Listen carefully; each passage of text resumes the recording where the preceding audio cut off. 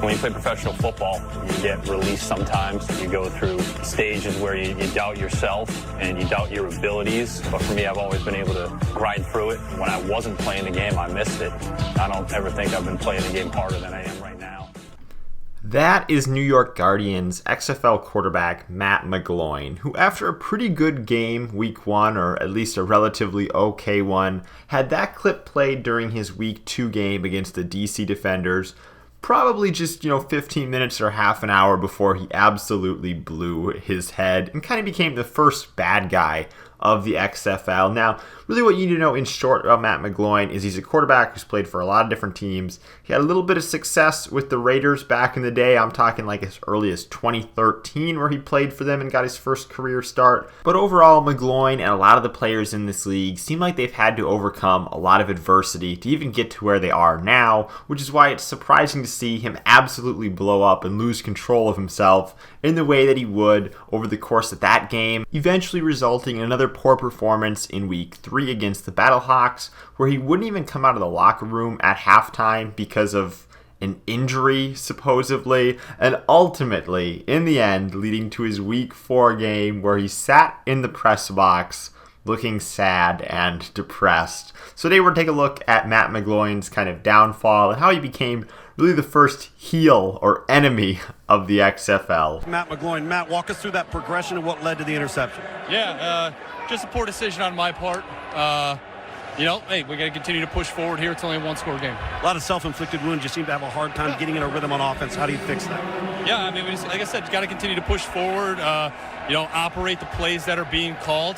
It starts with me. Thanks, Matt. All right, thanks.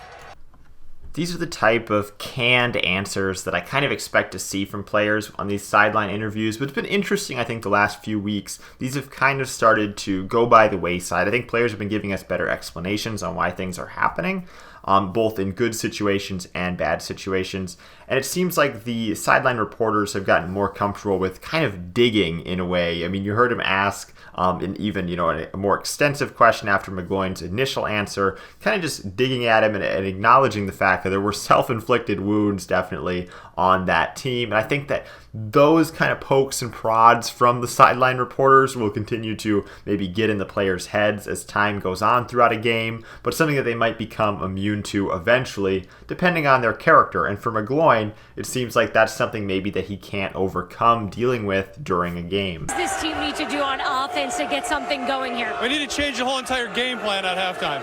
Okay, what do you need to change about the game plan? What are you frustrated about? There's just a lot going on right out now. It's embarrassing for us here as an offense, so a lot of things we want to fix and correct. Matt, continued pressure issues up front. What led to that interception? Just poor decision by me. I just got to learn to take the sack there. What do you do with the rest of your teammates to get yourself in rhythm, get your confidence back? Got to keep playing. Keep pushing forward, keep focusing on the game plan and the plays that are called and trying to execute those. Thank you, Matt. A lot of self-inflicted wounds here for New York. Back after the break. So while his comments may have seemed ridiculous there at halftime, later in the second half here in the third quarter, he actually had a pretty good answer that didn't, point the blame too badly at anybody else. But of course, at the end of the game, he had to spread that blame around. And it's the reason why I'm not surprised that McGloin didn't come out of the locker room in St. Louis and play the second half. What's more shocking, I guess, to me is that he wasn't benched prior to this.